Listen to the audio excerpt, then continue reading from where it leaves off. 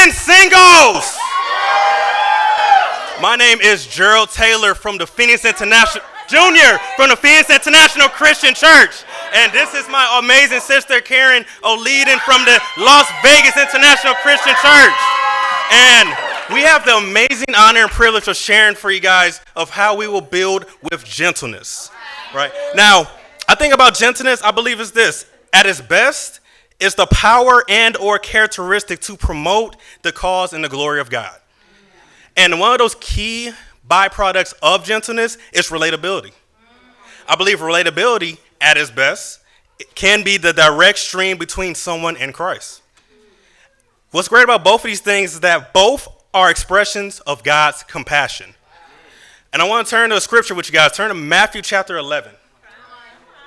Okay? I'm going to read it here. Read it. Yes, sir.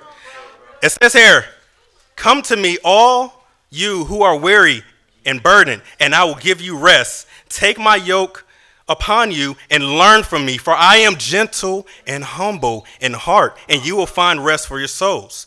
For my yoke is easy and my burden is light." What I really love about this scripture is I just see just how Jesus is so inviting and gentle when he speaks this, right? And one thing that's great about it too is that, he's revealing himself in a gentle way. I want to ask you guys, when Jesus is speaking here, can you relate to what he wants for you through his gentleness? Well, what he wants for you is he wants you to be at ease with what he promises, and what he promises is rest. And I want to ask you guys, are you gentle with others?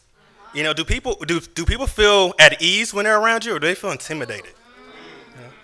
Now, I'll give you a little piece of myself, right? I work a job in customer care. I'm a customer care specialist, right?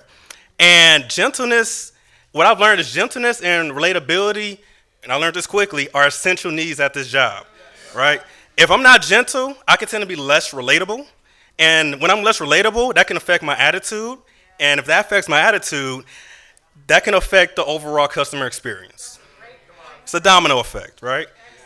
And this actually pushes me to prove myself to be gentle, even when others aren't always gentle with me. And I ask you guys, do you do the exact same thing? Do you have the exact same conviction? You think about that, and I'm going to let my sister Karen share.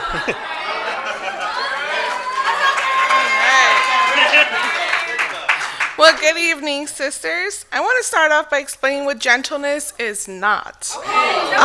Gentleness is not just a quiet voice, okay? Though your tone does matter. It's not shyness. It's not insecurity. It's not being condescending or invalidating what other people feel.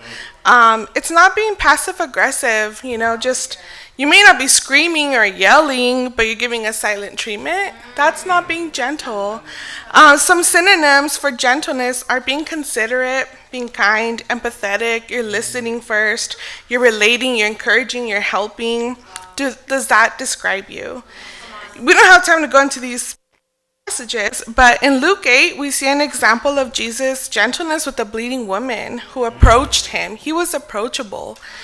And in John 11, Jesus was gentle with Mary and Martha when Lazarus died. He even wept as well.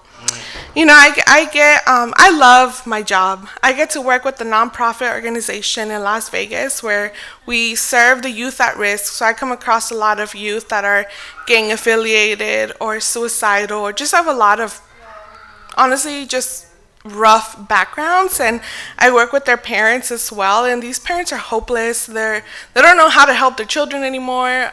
They're broken, and I realized, in terms of connecting gentleness with relatability, is that if I'm insensitive, if I'm not empathetic, if I'm not validating what they're feeling, then they're not going to want to approach me, and I'm not going to be able to relate to them, and then I'm not going to be able to see the impact that Jesus had, So sisters, this isn't my career or my job, right? But you're also surrounded by women who are also going through the same stuff. And so this is a world that is very dark. People may not read their Bible, but they will read your gentleness. And that can be what draws them to God. So I want to ask you, not ask you, but I want to challenge you ladies to be humble and honestly check yourself. Ask 3 sisters that you're close to how gentle you really are when comparing yourself to Jesus. Thank you for letting me speak.